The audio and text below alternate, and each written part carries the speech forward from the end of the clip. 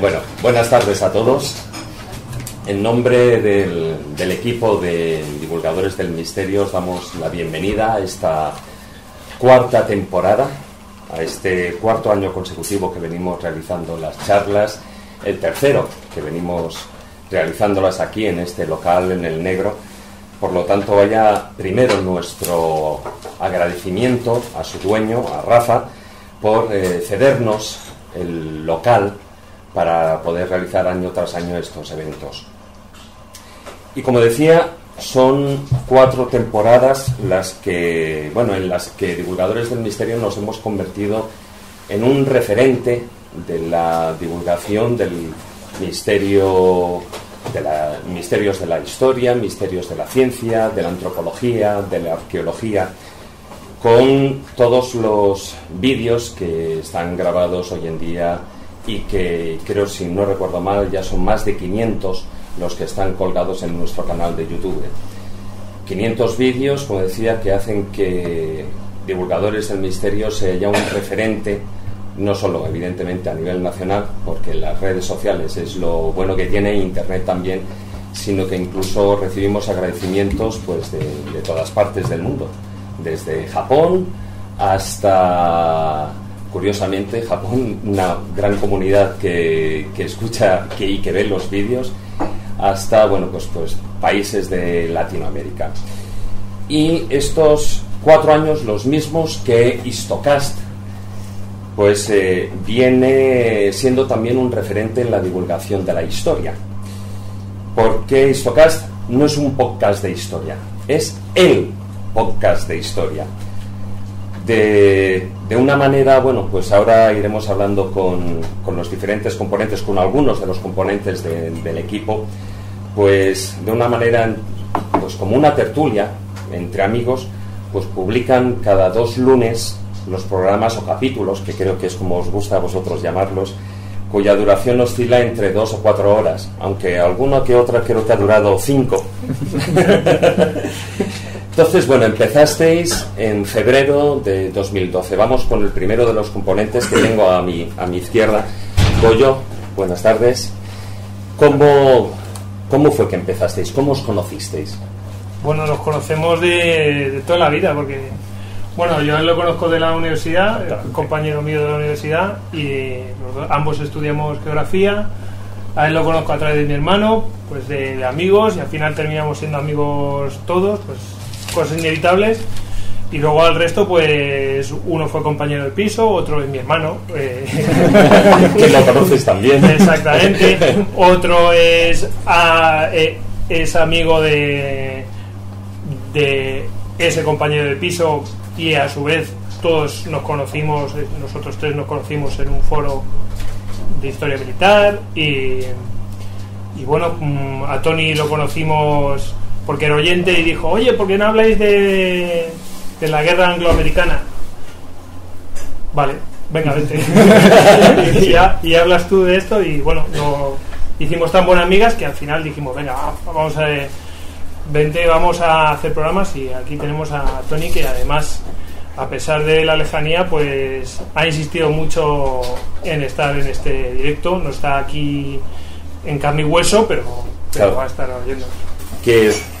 A Tony lo tenemos en este ordenador, no es que sea un robot, pero está ahí, no en cuerpo, pero sí en alma, en espíritu y en la voz, que lo iremos escuchando a lo largo del programa. Otro de los componentes que tenemos aquí, David, buenas noches, buenas tardes. ¿Cuántos más o menos sois todo el equipo? Pues yo creo que seremos en torno a 9 o 10 personas. 9 o 10, porque no siempre estáis todos en todos los programas. Es imposible que estemos todos en todos los programas. Normalmente, además, va muy por afinidades. Lo que suele hacer Goyo es lanzar una alarma en plan de: pues hoy vamos a hablar de un tema de Segunda Guerra Mundial. Entonces la gente que está más, más entusiasmada con ese tema, o lo tiene más fresco, pues son los que van tomando un poco la iniciativa, se va haciendo el guión, y los demás pues muchas veces vamos de sparring o vamos agregando pues nuestros conocimientos. Pero básicamente es así como funciona la estructura de Histocast. No es nada planificado así antemano, simplemente por eso son estas tertulias. O sea, no es una cosa de que alguien esté todo con un índice ni está preciso, sino que vamos haciéndolo de una manera muy natural. Bueno, decir que evidentemente todos son expertos en historia, aunque cada uno pues se ha especializado en una parte de la historia o en una época determinada, incluso algunos más en batallas, otros, o sea, en una parte más de historia bélica. El otro componente que tenemos aquí, Alex, ¿cuál es, por ejemplo, tu parte en la que tú más te desarrollas, en la que tú te sientes más identificado? Bueno, yo, buenas tardes, yo suelo estar más encajado en zonas de baja edad moderna y edad antigua y clásica. Y es más o menos ahí donde suelo ayudar mucho, sobre todo de sparring o de auxiliar. Entonces yo creo que aquí todos somos expertos. Yo no soy ningún experto, yo solo leo mucho. Me encontré con estos frikis desde tiempos muy remotos. Éramos de esa noble gentuza que en lugar de fútbol hablábamos de historia y de batallas ya de chavalines. Y cuando hace ya unos años Goyo me dijo, oye, ¿te apuntas a esto de los podcasts y tal? Me gustan mucho estos asuntos y dije, oye, pues qué menos, va a ser muy divertido y muy interesante. Y lo mejor es que como sigo aprendiendo con ellos... Lo que hacíamos con la cerveza... Sí, lo pasamos a grabarlo, o sea. Claro. Yo me imagino que esa también es la fuerza de Histocast, del que un grupo de amigos, de compañeros, unifican ese hobby, entre comillas, que es la historia, el conocimiento por la historia. Y de eso, bueno, pues así lleváis 4 años haciendo historia de la historia, de los podcasts de historia. Y hoy tenemos la enorme suerte de contar con vosotros para esta primera charla especial de esta 4ª temporada, en la que vamos a tener la oportunidad, como ya sabréis, de escuchar un programa de Histocast en directo. Y la pregunta es, el tema de hoy. Vamos a hablar de cómo invadir Inglaterra. Algo que todos queremos de vez en cuando. o nos apetecería, pero vamos a explicar un poco qué métodos han seguido los demás en el pasado, y al final tendremos un pequeño debatillo de cómo están las cosas ahora, qué se podría hacer y cómo lo ven también ellos, y en fin, tampoco quiero hacer spoilers, ya lo veréis. Bueno, lo vamos a ir viendo. Lo que sí que os rogaría es que mantuviéramos todos el máximo silencio para evitar ningún tipo de interrupción a lo largo de toda la grabación del programa. Y yo me imagino, pues luego, cuando vosotros terminéis el programa, os asaltaremos a 50.000 preguntas que seguro que vamos a ir teniendo. Yo creo que se merecen previamente a su trabajo un fortísimo aplauso, y para nosotros, para Divulgadores del Misterio, es una enorme ilusión el que estéis aquí con todos nosotros estrenando esta temporada. Gracias y adelante, chicos.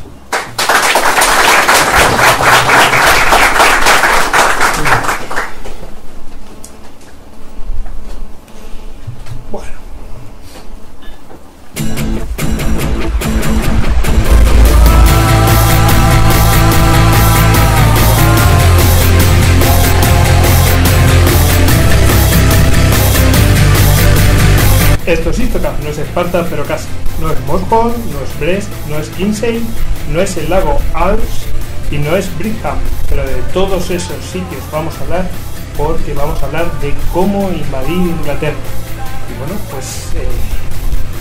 Y aquí estamos, os sonará el sonido un poco diferente porque estamos grabando un directo en el Bar Negro, invitados por Divulgadores del Misterio. Y iba a decir de la historia, pero en parte también, ¿no? Y tenemos que dar lo primero, gracias a María José y a Fede por invitarnos a formar parte de estas charlas en el bar 2016, y también dar las gracias a Rafa por acogernos, que es invierno, y acogernos aquí para poder grabar. Y aparte de hacer este directo, tomar unos refrigerios o lo que toca.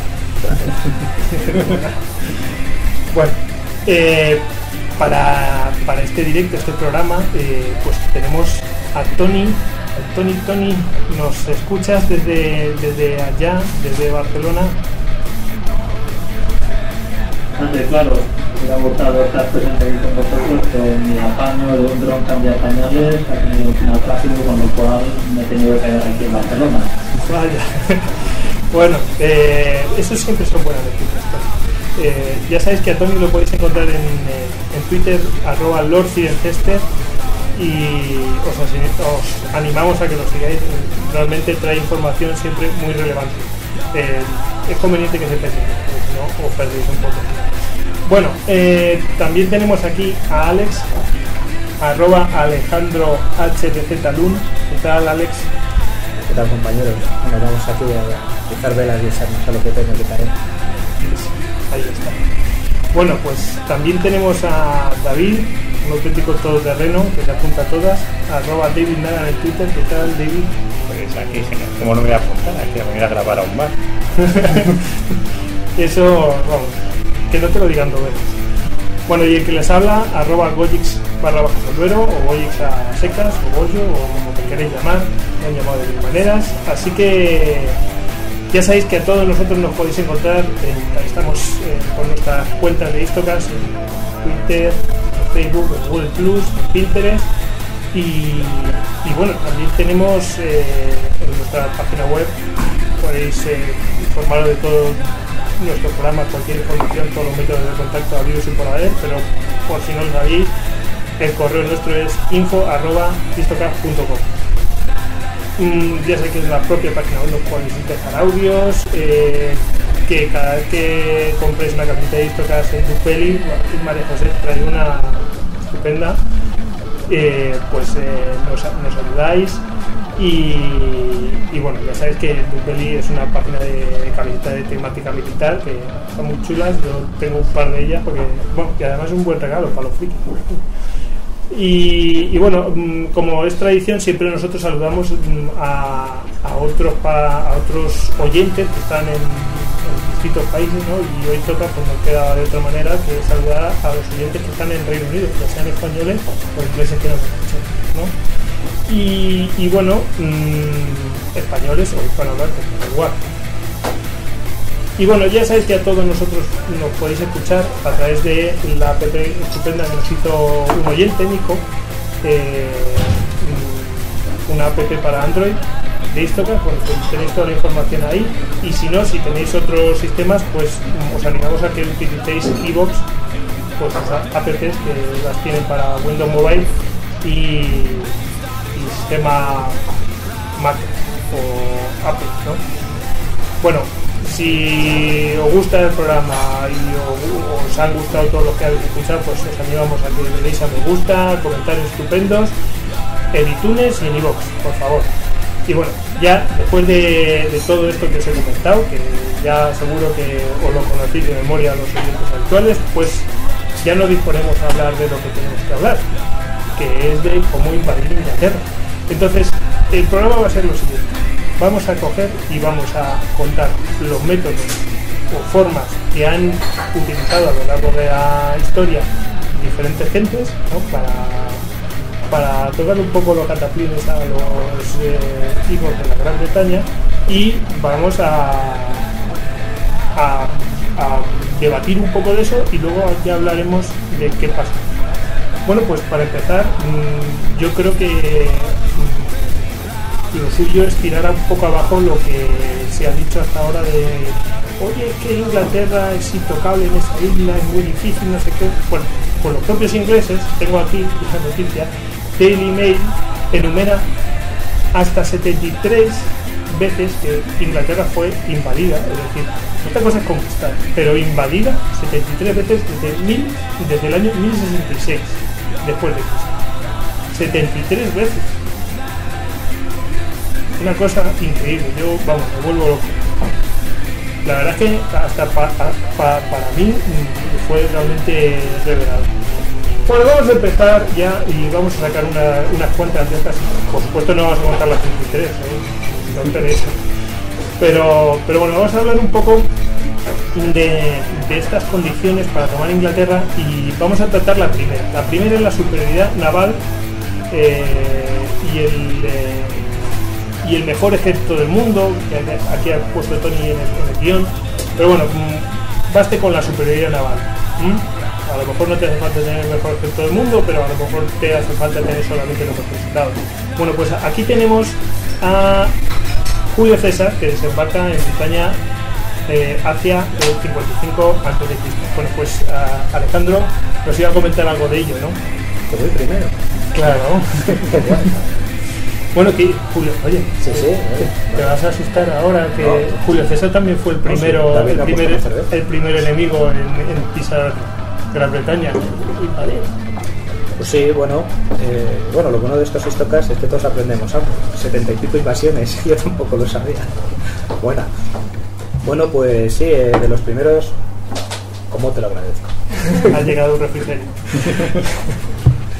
Pues sí, de las primeras constancias que tenemos de un momento en el que, registrado y por escrito, en el que Gran Bretaña fue invadida, fue el periodo de las guerras de las Galias de Julio César. Ahí, como todos sabéis, estamos en el periodo tardo republicano del Imperio Romano en Occidente y curiosamente tenemos noticias de estos por el que fue el cronista de estos sucesos, que fue el propio Julio César. Que para esto tenía un ojo maravilloso. Otros conquistadores de estas épocas tenía una parte que yo creo que es legítimo decir que tenía algo dentro de él que era ligeramente de la raíz de los exploradores, como Alejandro el Grande, como Aníbal, como todos los que realmente quieren ir a la exploración y a la conquista de otras tierras. Algo del militar, porque es que estamos hablando de unos periodos y de unas épocas en las que las dos cosas tienen que ir siempre juntas. Y luego era un estupendo político, porque decidió que la mejor forma de hacer propaganda, de conseguir propaganda de sus méritos, cuando él estaba siempre en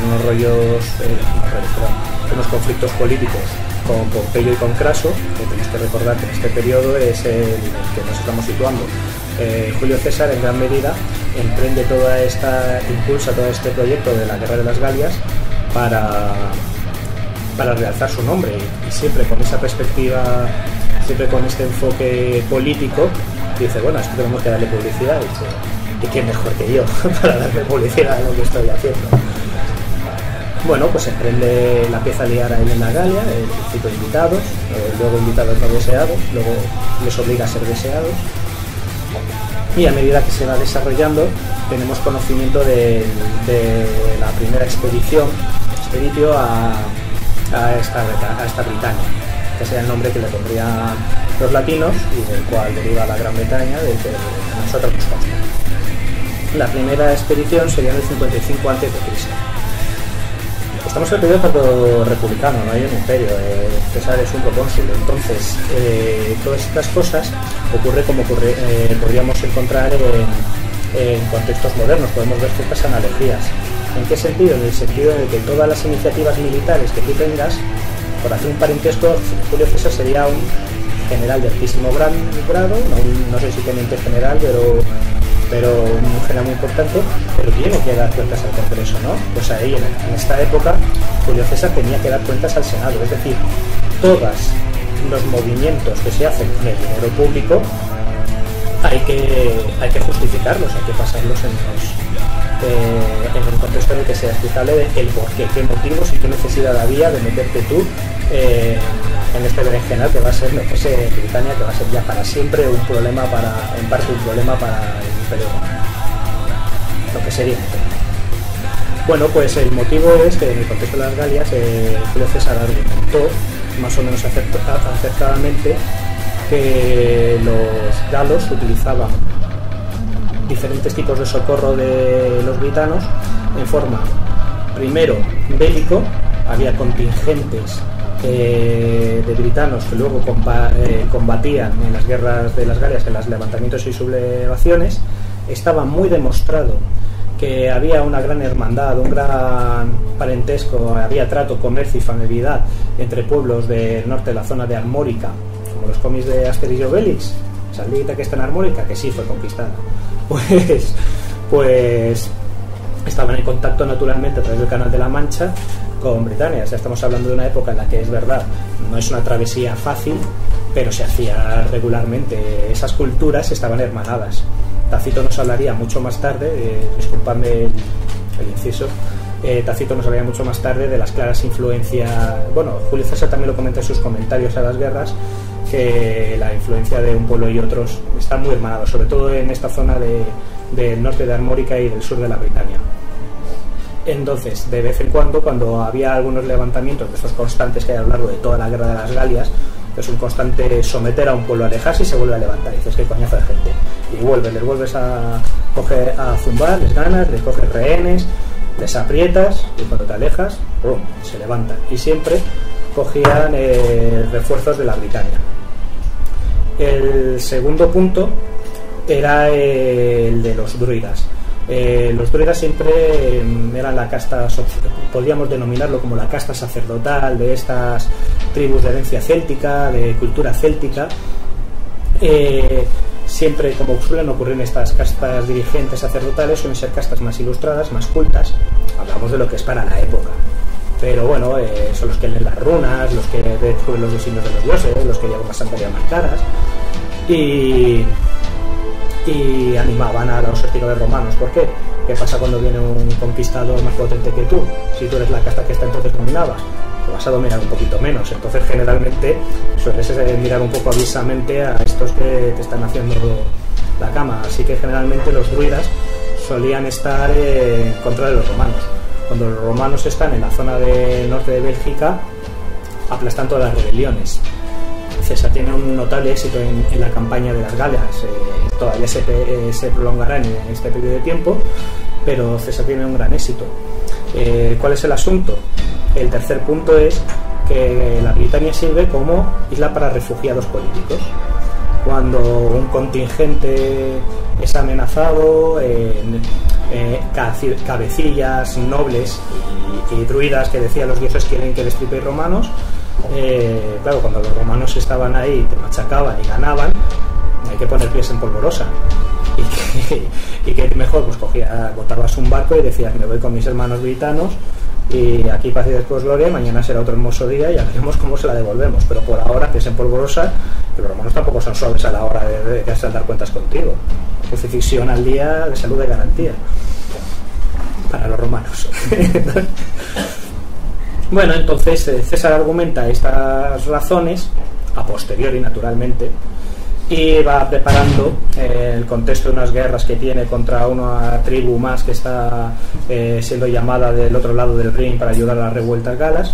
Pues mientras las va preparando, nombra un par de tribunos para ir fletando en el norte de Armórica unos cuantos barcos. Estos tribunos hacen una buena labor porque se encuentran con una hostilidad no bélica, soterrada, de los aliados de la zona. Los aliados de la zona son precisamente las diferentes tribus que hay en el norte de Armórica y que quieren mantener, digamos, ese monopolio del comercio con la Britania. Es más, recibe cuando... un segundito. Bien, cuando se enteran, cuando César les pide informes a estas tribus respecto a cómo llegar a Britania, César sabe que existe esa isla, sabe que tiene puertos y ya empieza a planear la invasión. Lo primero que hace es preguntar a sus aliados que conocen la zona, ¿cómo llegamos hasta allí? Los aliados le dicen, no te vamos a decir nada porque todo esto es pacto entre caballeros y nosotros como Joven Sabina no contamos nada al respecto. Y dice, bueno, muy bien, ya empezamos por las malas. Envía con un barco a Cayo Baluseno, nombres de estos fáciles. Cayo Baluseno, que era un tribuno en una virremia a explorar la zona. El tribuno cuenta que no desembarca por miedo a los bárbaros de la zona, pero hace un pequeño reconocimiento que es lo que va a utilizar César próximamente para hacer la invasión. El barco es avistado. Vuelve Cayo Baluseno, tribuno, a hablar con el César. El César se habla de sí mismo en tercera persona y el César es grande. El César por fin tuvo las ansiadas noticias de francos, puertos y marismas donde poder desembarcar, y poco después, oh sorpresa, vienen embajadores de Britania. Vienen embajadores de Britania que han tenido noticias de que César por algún motivo está interesado en su tierra. Le dicen, pues, básicamente, ya sabéis cómo hablo yo, le dicen que no hace falta molestarse ni hasta ahí si son amigos, para que vayan hasta ahí, sí, ya está claro que son amigos, que ya le enviarán un tributo, le enviarán hombres, pero que la Galia está muy bien, no hace falta que vaya para allá, que ya te enviamos cositas. Exactamente. Si quieres que te enviemos, yo que sé, cobre, claro, o lo que sea. César es un político avezado, más que muchos de los nuestros de hoy en día, y enseguida se huele de qué va el asunto, ¿sabes? En todas las casas cuecen habas, además, y sabe que habrá pues partidos proromanos, partidos antirromanos, lo típico. Entonces lo primero es que envía a su aliado Comio, rey de los, me encantan estos nombres siempre, rey de los Atrevales, un embajador, es decir, a un noble, a un rey de los pueblos suyos. También a uno da la idea de qué poder tenía César para enviar a reyes de un territorio de la Galia, del norte de la Galia, enviarle de embajador. Decirle, oye, deja tu pueblo, que tienes que hacerme de embajador.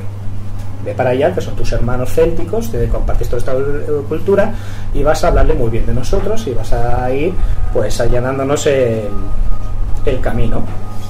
Mientras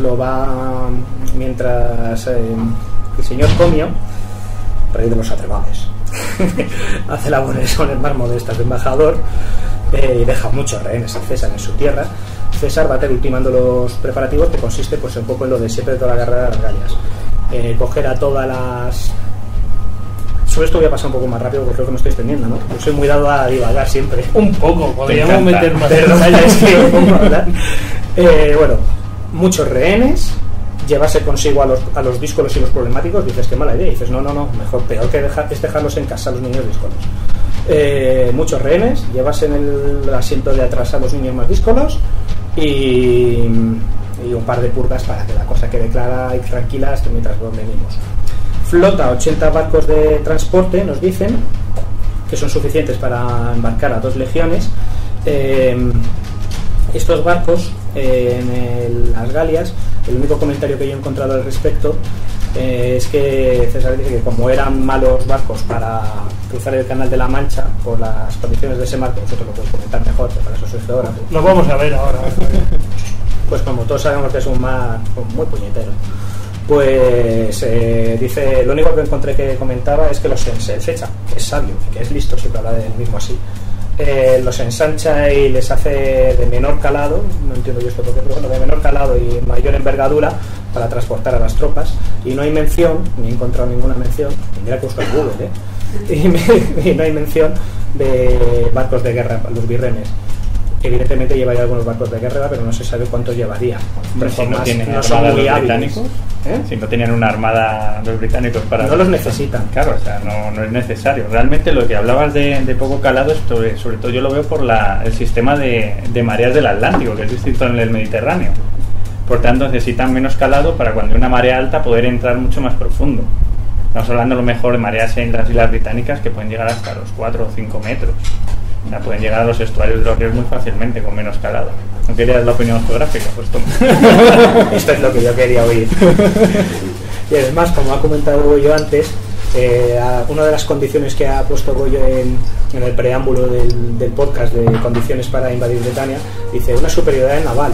Lo acaba de decir David magníficamente, dice sí, también, ¿para qué necesitas barcos de guerra? Britania no es ningún reino, es una confederación de diferentes pueblos, algunos se consideran a sí mismos reinos con sus reyes, al principio, luego no los publicaremos, pero no tienen flota. Vamos, entonces se pueden desembarcar. Hasta ahora no habían tenido rival del que protegerse en el mar, y claro, llegaron los romanos, superioridad naval, claro.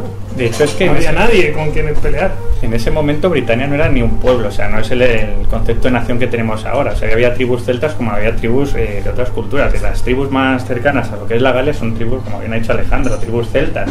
Están más unidos culturalmente al continente que al resto de Britania. De hecho, en el momento en que César los invaden, no pueden llamar al resto de las tribus británicas para hacer una gran confederación. La harán, es lo bueno de los romanos, siempre incentivan a la gente a mejorar, a hacer flotas, a protegerse, a unirse. Que seríamos de los romanos.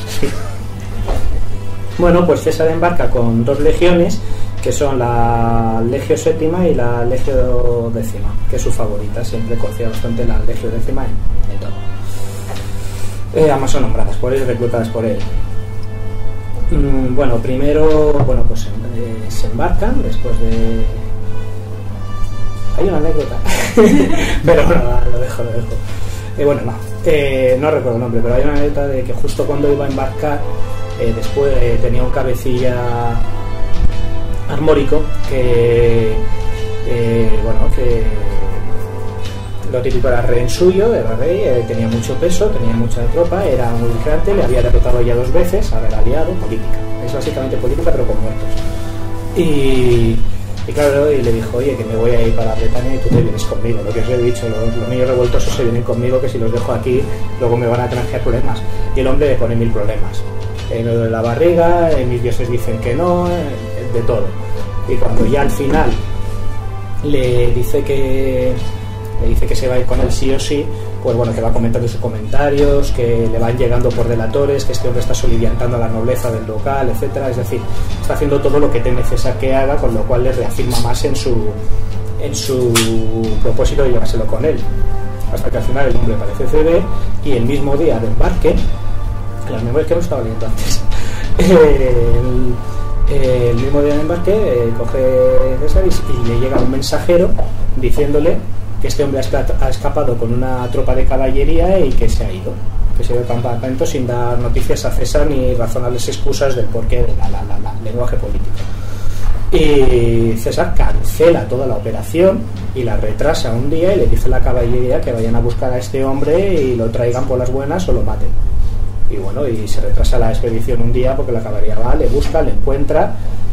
El hombre me hizo gracia porque me recuerda tantas cosas que seguimos oyendo hoy en día, porque según nos escribe César, que le explicaron sus legionarios cuando vinieron con el hombre muerto, porque lo tuvieron que matar, el resto de la escolta del hombre se rindió convenientemente, el hombre se defendió. Y también podemos hablar de esto de asesinatos oportunos, quizás, según como lo queramos ver. Pero según César, lo se defendió argumentando las palabras de que él era el hombre libre de un pueblo libre y que no se iban a someter a ningún yugo imperialista, bla, bla, bla, bla, bla, bla, bla, bla. Y decía, coño, si estoy escuchando las noticias del 24 horas. Esto lo digo hoy en día, todos los días todavía. Pero al hombre libre se lo cargaron. Un poco peliculero, ¿no? Sí, bueno, a lo John Ford. Bueno, pues ahora sí que sí, embarcan y llegan a Britania. Primero intenta hacer un amago de desembarcar en Dover, pero estos pueblos que le habían enviado previamente unas embajadas explicándole que la amistad con los romanos no estaba en ningún peligro, le esperaban en la playa y en los acantilados con un nutrido ejército de hombres, no especifica cuántos, pero bastantes como para desaconsejar el desembarco, ya que le esperaban armados con carros de combate, luego los mencionaría a menudo en sus campañas contra ellos, y con jabalinas que haría imposible el desembarco. Así que, puesto que eran tan amistosos, pues decidió no desembarcar en Dover y buscar otro sitio. No se conoce exactamente el sitio donde desembarcan los romanos. Disculpas. No se conoce exactamente el sitio donde desembarcan los romanos porque no se han encontrado restos arqueológicos en la playa, quizás por la misma naturaleza de estas. Pero se especula que quizás sea entre Deal y Walmer, que os dirá tanto como a mí, espero. A ver, yo los mapas, porque tenemos aquí una presentación, yo los mapas que he consultado, vendría a ser esa zona que está al sur de Londres y después... Pequeñita. Bueno, no, pero lo has especificado. Bueno, el estadio del Támesis, o sea, la única zona realmente desembarcable en toda la costa inglesa. Justo ahí al sur y luego ya por toda esa zona pues hizo sus correrías, que ahora contará, supongo. No, al principio hay correrías pocas.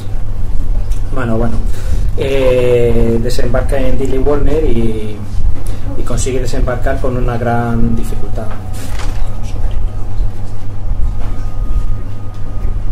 Hay una... Vale, es que no quería equivocarme de invasión. Hay una anécdota de que el desembarco es tan complicado que, porque la resistencia de la Confederación de Britanos es tan dura. Hay una gran masa de britanos en la playa impidiendo el desembarco. ¿Ya les estaban esperando? ¿Tenían radar o algo así? Sí, y aquí sí lo hicieron bien para la... No, hombre, pero se sabe. No sé cómo, la verdad, que lo dices, no tengo muy claro cómo.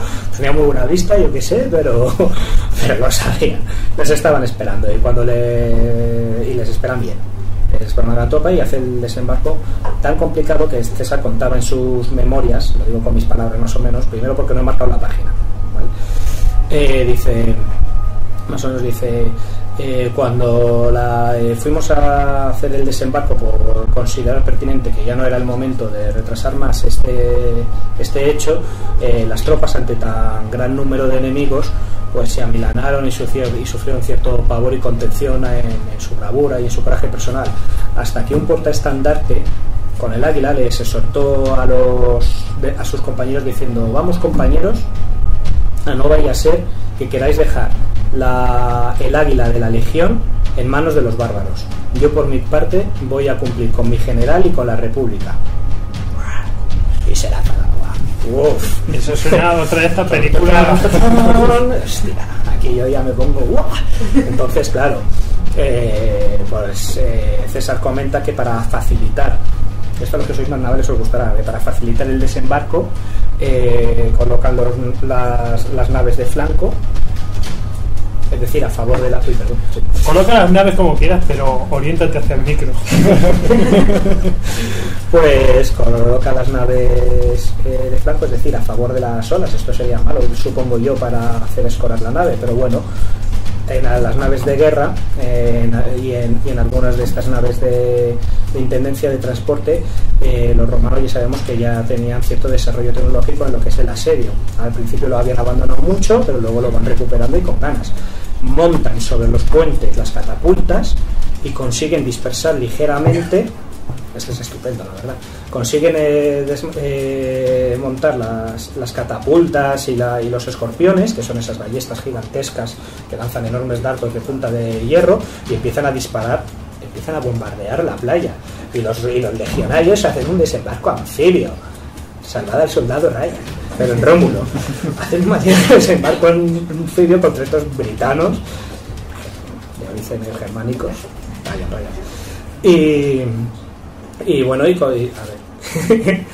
y tras un denodado esfuerzo, pues los romanos hacen huir al enemigo, que sea, como siempre decimos en los histocas, si combates justo en la línea de desembarco, pues les jorobas bastante, pero consiguieron debilitar bastante esta resistencia debido a este bombardeo.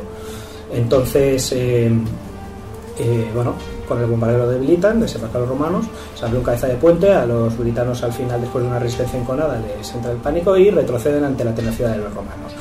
Los romanos desembarcan y hacen una cabeza de puente, como siempre decimos, y montan un campamento en la playa. Los campamentos romanos, ya estamos después de las reformas del Imperio por Mario, ya son lo que siempre hemos hablado que veremos luego en Alesia, en Georgia y en estos sitios. Un campamento romano ya es un problema para cualquier fuerza invasora que quiera volver a repeler a los invasores. O sea, tienen madera y tienen siempre un equipo de constructores, de zapadores, son ingenieros muy capaces, se mueven muy rápido.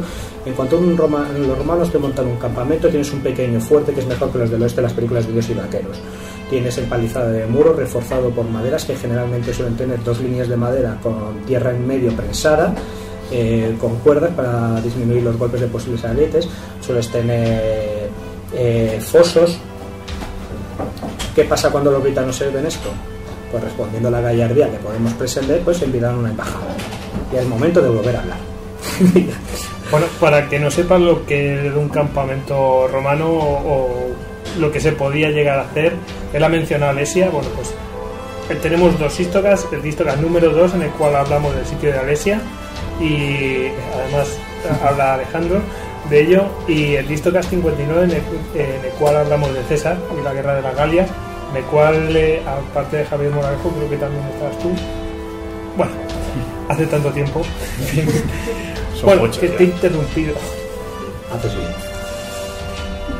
Bueno, los britanos pues envían una embajada al César, pues explicándole que no entendían estas hostilidades, porque todos somos tan amigos, y que bueno, que se venían a negociar una paz, porque después de todo estaba todavía por ahí Comio, rey de los Atrevales, que estaba pasando unas malas épocas hasta que llegó César, y entonces como que se lo devolvieron. La embajada había tenido un éxito relativo, entonces como que se lo devolvieron en plan de, oye, lo hemos tratado bien, fíjate y tal. Y bien, la cosa parece que va a ir prosperando, pero a causa del tiempo y a causa de que las primeras impresiones son buenas, César decide enviar por recomendación de sus jefes navales los barcos que llevan a la caballería y a las provisiones de vuelta al continente, a cruzar el Canal de la Mancha, los envía de vuelta para quitarlos del mar, porque es peligroso que una tormenta que pueda haber los hunda. En cuanto los britanos se dan cuenta, deciden contraatacar. Así que se rompen otra vez las negociaciones y atacan. Atacan frente a las murallas del fuerte, arma a sus 2 legiones y las legiones del César ganan. No hay grandes menciones centrales, simplemente el combate de los legionarios, que ya está bastante cuajado. Es que hablamos de 2 legiones, cada legión suele tener en el torno de unos 5.000 hombres, más auxiliares. En este caso hemos dicho que no tenían caballería, pero son todos veteranos de la Guerra de las Galias. Luego vamos a hablar un poco de las panoplias de cada uno y cómo estaban formados cada soldado, etcétera, pero no hay que luchar con los romanos en estos términos. Los romanos ganan y los britanos pues se prestan a volver a dialogar. Pero como César ve que, aparte de que los britanos quieren volver a dialogar, van a hacerle la de antes y se acerca el invierno y el mal tiempo, se embarca y se vuelve para casa. Bueno, y esta es la primera invasión a Bretaña de la que tenemos noticias. Vas a hablar más de Julio César y más invasiones, porque tenemos una anécdota de... Hay una segunda, pero cuenta anécdotas, macho. Bueno, a lo mejor, Tony, Bien. ¿tu elefante está ahí o es en la segunda invasión? Esto es porno. El elefante está en la segunda invasión. Pues entonces vamos a hablar de la hablando... Vamos a hablar de la segunda invasión y entonces ya metemos el elefante. Venga, dale, Alex. Estoy intrigado por el elefante del Tony. Bueno, pues César es como Terminator, volverá. Y en el 54 a.C. Vuelve a formarse, ha tomado ya, como es un estrategos, entonces ha tomado nota de lo que ha ocurrido y sale del puerto de Icio al año siguiente, esta vez con 800 barcos, en los cuales tampoco se especifica cuáles son de transportes, cuáles son de guerra, pero ya se especula que sí que debía de haber un cierto número de birremes, ya que puede acompañar la estrategia según lo vea pertinente por Marina de Guerra, ya que ha visto que para los desembarcos es muy bueno pues los arqueros, las jabalinas, las catapultas, los escorpiones. Además es muy interesante ver, ya estoy divagando, pero es muy interesante ver, si os leéis este tipo de cosas, una cosa que se repite mucho en la historia entre los buenos generales y los malos, y es la cantidad de capacidad de delegación que tienen en los que son, en este caso sus tribunos, pero en el caso de Gengis Khan en los Khanes, en quien sea, en sus gentes. Julio César, creo que lo veremos más adelante, pero en momentos en los que un desembarco le es complicado, perdón, creo que fue en el anterior, disculpad, en el momento en el que el desembarco le fue complicado en este segundo que os comenté, simplemente envía una delegación a cada nave donde están sus tribunos y les dice que procedan como ellos consideren conveniente, y él tira para adelante a lo suyo, pero deja iniciativas de, bueno, yo voy a dar un rodeo, yo voy más acá y ayudo a mi comandante por estos flancos. O sea, que les da independencia para hacer lo que ellos consideran. Era gente muy capaz que se les había llevado durante años a pelear a las Gales en un territorio que es como combatir en Marte. Después de todo, si tú te vas a las Galias, eran los romanos, tú te vas a las Galias, te cortan los suministros o algo y no vuelves a casa seguro. Estás a muchísima distancia estás a muchísima distancia de tu tierra y estás en un mundo desconocido. Tienes que tomar decisiones de esas continuamente. Constantemente. Entonces la gente que él tenía era gente muy capaces. Bien, pues se va con 800 barcos y esta vez con 5 legiones, que serán en torno de unos, 5 por 5, 35, pues 35.000 hombres aproximadamente. Nunca son reales estos números, porque siempre hay menos de los que dicen, pero luego hay que sumar a las tropas auxiliares, las de caballería, las de intendencia, etcétera. Desembarca en el lugar en el que ya había visto previamente, esta vez no le ponen resistencia, sin novedad. Y sí, que alguien me explique mi letra. Y mientras deja a uno de estos hombres competentes, a su legado quinto atrio, que había puesto, estaba leyendo campo competente y pone campamento. Digo, vale. Y mientras le deja a quinto atrio. Es ortografía. Sí. Caligrafía, perdón. Me hice bastantes cuadernos rubio.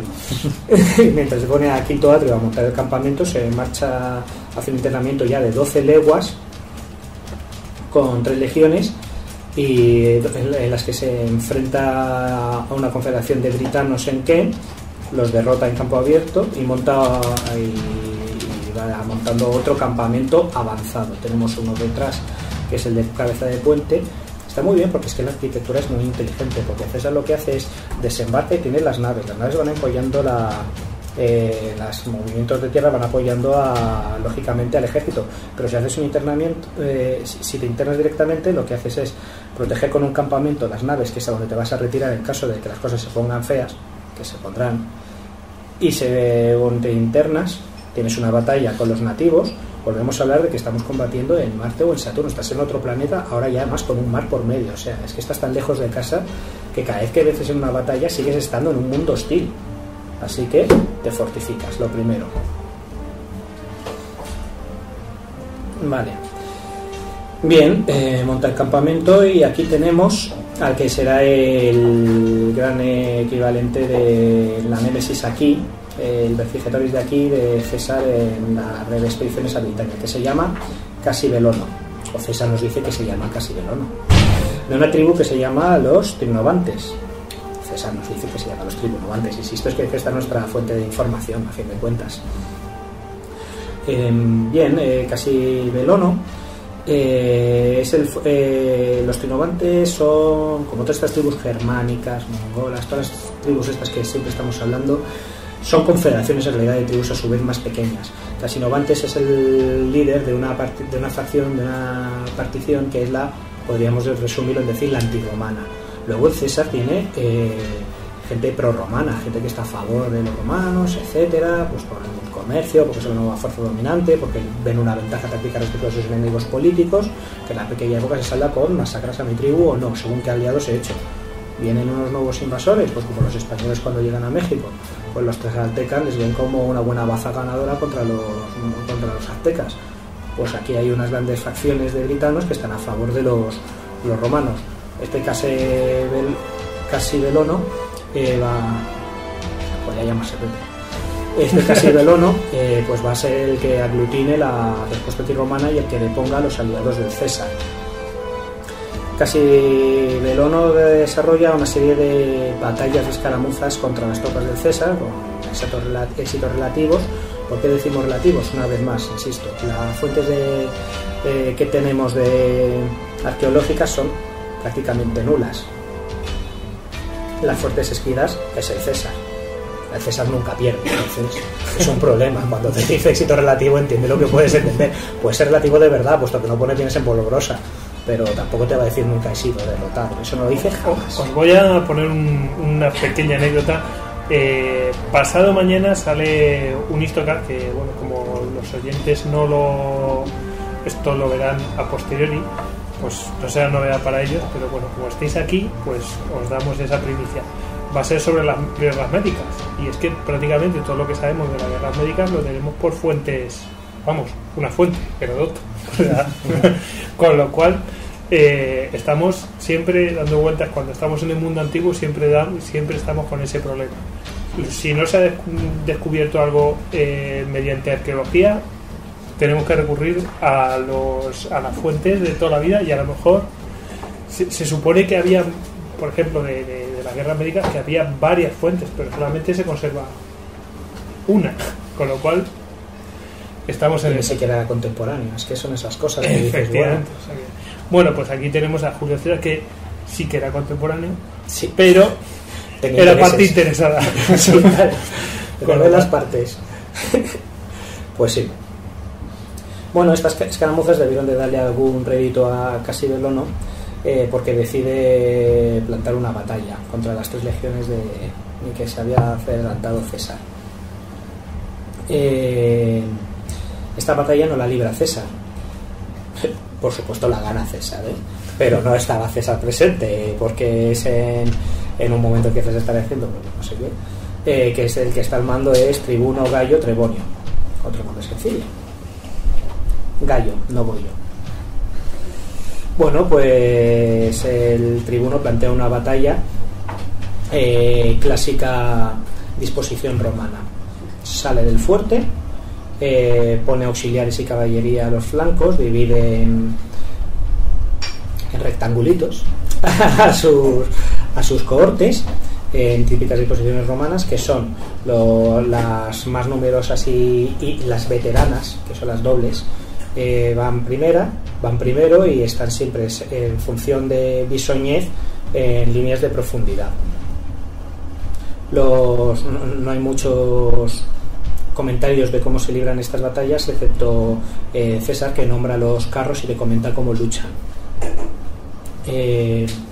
Bueno, de los romanos todos sabemos mucho. Si queréis muy brevemente lo que sabemos de estos britanos, pues básicamente irrumpen en la batalla precedidos del lanzamiento de jabalinas y dardos y piedras, dardos de diferentes usos, una gran masa de hombres marchando al frente, precedidos o a veces abre flancos para soltar la carga de unos carros de combate. Los carros de combate están en desuso, por eso César los describe maravillados, y además está seguro del efecto propagandístico que va a tener luego en sus relatos en el Senado.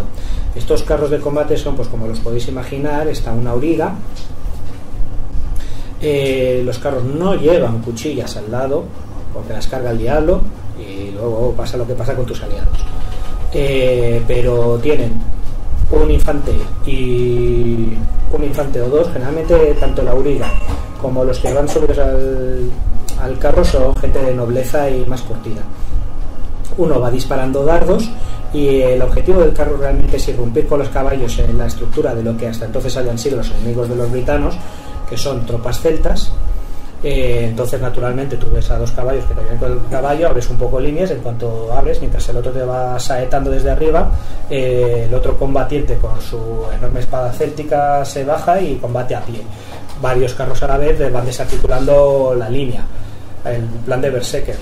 Y cuando esto pasa, al instante te está llegando la oleada de la tribu contraria. Tu línea ya están desorganizadas. Esto suele ser muy importante para estos combates con los celtas. Yo creo que lo hemos visto un par de veces y no en mundo celta, eso, O sea, el abrir y después desorganizar y después que vengan los otros a... Además que los carros se adaptan muy bien a lo que es la geografía británica, pues esas grandes llanuras abiertas donde sí que los pueden utilizar. Pasaba lo mismo, como habéis dicho tú, por ejemplo, en Persia en esas llanuras desérticas pasaba exactamente lo mismo. O sea, que digamos que es un arma que se adaptó muy bien por esa cierta geografía, pero claro, los romanos en la península itálica nunca la desarrollaron, o sea, no tenían la necesidad en esos pasos y tal de tener carros, por ejemplo, y por eso siempre se tuvieron que enfrentar. Te hemos interrumpido. No, estaba pensando, ¿no? Sí. Y espontáneos, Pues bueno, eso es muy interesante. Un par de añadidos más y ya no os aburro con estos temas. Sobre el armamento y la formación que pueden tener las tribus celtas o britanas, vamos a decir las britanas. Bien, que se está imaginando enormes guerreros celtíberos pertrechados con tecnológicas cotas de malla y largas espadas y enormes escudos y etcétera, etcétera. No. La mayoría, pues estamos, como dice David, una de los motivos por los que les interesaba esa tierra a los romanos, o les interesó poco después, a partir precisamente de las exploraciones de este César, a partir de este momento, que es cuando más o menos se coscaron lo que había ahí, son latifundios y hay mucha agricultura, y ya en tierras de montaña ganadería, pero sobre todo mucha agricultura. La población es agrícola y pasa como en realidad ha pasado en casi toda también la civilización celta gálica,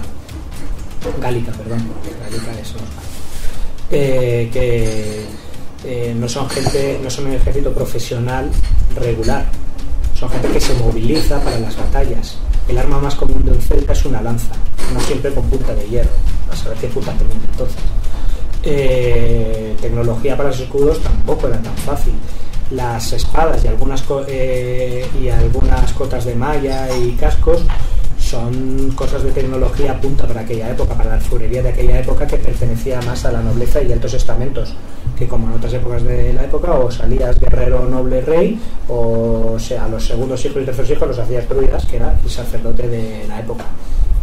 Esta gente bien paga, esta gente bien situada socialmente, sí podía tener más o menos cierta pericia en combate, cierto entrenamiento, cierta costumbre.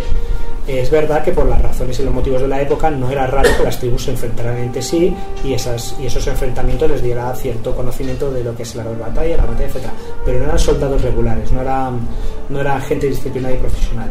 En esta batalla se enfrentan a las legiones romanas, muy veteranas y muy breadas de todo lo que llevan en la Galia y lo que les queda, y se estrellan, pierden. César, yo aquí me barrunto porque no comenta mucho en qué consiste esta victoria. Yo me barrunto que es porque la victoria en realidad es del tribuno Gallo Tremonio, pero bueno, hemos dicho que la victoria es de César. Y aquí Casibelono aprende una cosa muy importante: no hay que enfrentarse a los romanos en campo abierto, ni siquiera a 3 regiones, no es buena idea. Empiezan a hacer unas tácticas de guerrilla, conociendo la mejor orografía del terreno, las zonas altas. Hay muchas zonas de Bretaña que son montañosas y ariscas, hay mucho pantano, entonces confían en esto. Pero es que claro, César viene de la Galia, es que estamos mucho en lo mismo. De hecho en algunos momentos ya dice que el clima en Gran Bretaña es más benigno que en el norte de la Galia. Así que él tiene unas ideas más o menos claras. Como conoce mucho lo que es la guerra de guerrillas, él continúa su avance y dice: ¿forma de pelear contra las guerrillas? Sí, las guerrillas que son, pues gente que se lanza a la montaña y te lanza y te ataca en los pastos y tal, en plan bandoleros, la imagen romántica que todos tenemos. Pero esa gente tiene que aguantar, tiene que aguantar de una montaña, tiene que aguantar de cuando se fue, tiene que aguantar de sin provisiones y sin alimentos. ¿De dónde sacan los alimentos y las provisiones? De los centros neurálgicos de las tribus de la Confederación Celtas. Al final todas las civilizaciones, ¿dónde tienden a establecerse? En Machu Picchu, bueno, puede haber alguna, pero en líneas generales lo que tienes los campos cerca para protegerlos, para custodia, etcétera. Así que si atacas estas zonas, también vas cortando, y además tienes a los rehenes y tienes a las familiares de la gente que se está tirando al monte. Si llegas a los centros neurálgicos lo que bastante rápido, neutralizas a los guerrilleros. César avanza, nadie le estorba el avance, bueno, es guerra de guerrillas, pero no se detiene en cada pequeña trifulga que tiene. Caramba. Y al final llega a la fortaleza de... Este nombre a mí no suena inglés moderno, pero es que es el que encontré, Westminster. Bueno, sí. Es una nueva fortaleza ya que dicen que es de piedra, pero César la toma. Los romanos toman esta fortaleza, y los hispanohablantes, que os recuerdo que es una confederación de diferentes tribus, pues tienen sus reuniones, van viendo cómo va el percal y traicionan a Casibelono. A Casibeloso. ¿Por qué no se llama Paco? Traicionan a Casibelono. A Casi. Y le dicen a César dónde se encuentra y le ofrecen nuevos pactos. Quitan a la gente de Casibelono y nombren rey a Hamdubracio. Este es más nuestro, ¿verdad? Hamdubracio que Aman. No sé. Hamdubracio, que es de los partidarios de César, y con él se pasan las tribus dentro de los trinobantes, las tribus de los icenos, segnoníacos, calíquidos, vibrocos, casos. Bueno, se pasan muchos. Se pasan algunos de estos, total, no van a llegar hasta nuestros días. Y César pone cerco a Mandubracio, empieza la guerra, empieza el asedio. Mandubracio intenta pactar y llega a unos acuerdos con César, reponen el puesto al rey Mandubracio, que era partidario de César, y César sencillamente en un momento dado ve que llega el invierno, le llegan nuevos rumores de la Galia, de que ya se está levantando otra vez todo, les dan igual los rehenes que cojan, y decide abandonar, y sin además deja ahí la expedición a Britania y abandona hasta el último romano, tras haber consolidado, ahora os digo por qué esto de consolidado, deja unos impuestos unos tributos, es más correcto decir, unos tributos de homenaje a Roma, a lo que se comprometen sus aliados y las tribus, entre comillas, sometidas, a sus aliados en los tronos, al Casiglón, aislado y le deja vivo, pero bueno, y la promesa de un comercio que seguirá yendo con el norte de Bélgica, que a fin de cuentas es territorio romano. Y cuando llega al Senado, pues los informes que presenta pues son muy favorables, porque es un explorador, pues la idea más romántica que podemos tener nosotros en esta época es el equivalente de esa. Ha descubierto nuevas tierras. En cuanto a los romanos, ya han puesto unos contra nuevas tierras, es una muy buena noticia. De cara al futuro, además, hay unos cuantos informes de plomo, minas de cobre y estaño que son muy raras, porque eso ya predice directamente el bronce, ¿no? Es el ambiente que pasa el bronce. Tierras de cultivo, sobre todo en el sur de Britania. Tenemos en cuenta que estas batallas están cerca llegan hasta el río Támesis, pero no llegan a más. Pero bueno, no está mal. Encuentran plata, encuentran oro, encuentran cosas que dicen, bueno, para el futuro esto nos va a interesar. Les dice a los tribunos, que además ha aplacado las rebeliones por la zona, que los rebeldes de las Galias no van a tener más ayuda de sus aliados britanos, ya que él ha ido y los ha aplastado.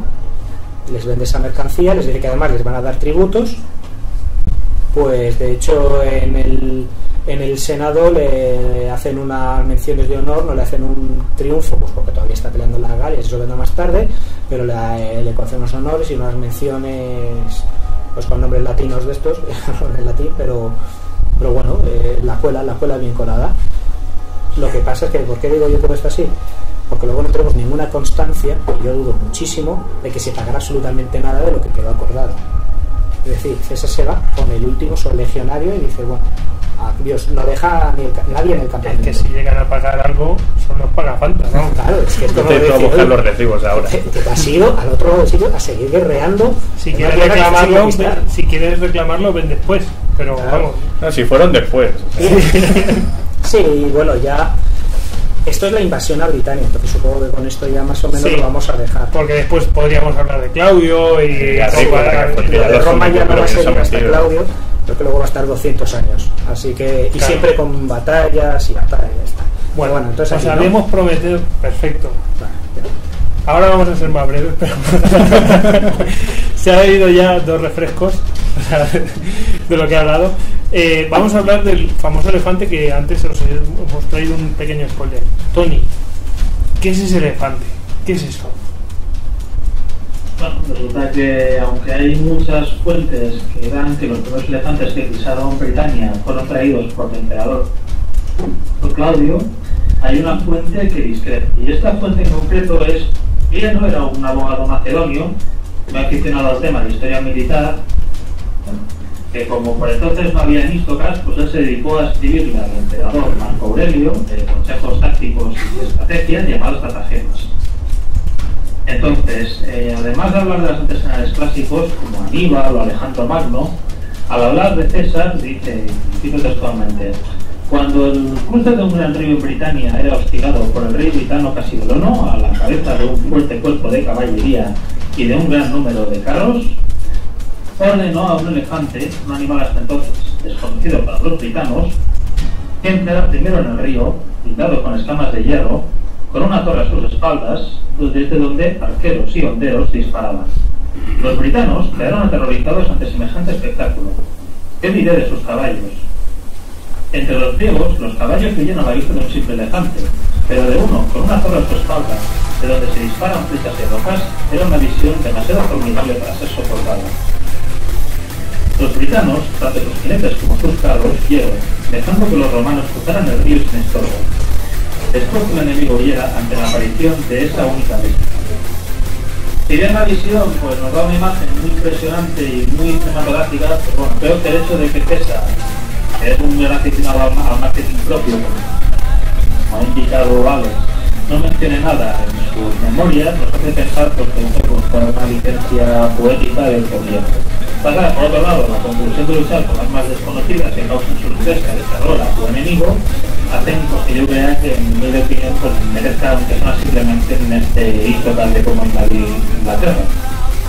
Hombre, la verdad es que es bastante llamativo, ¿no? Eso de verlo. ¿Alex?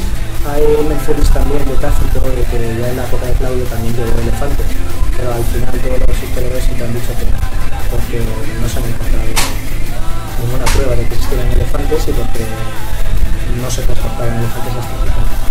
A mí me parece mucho la idea de esa romántica que tenían los romanos sobre Aníbal, o sea, siempre con sus elefantes y ellos siempre intentando copiar esa idea. O sea, sí que aparece en muchas batallas romanas esto de volver a utilizar los elefantes.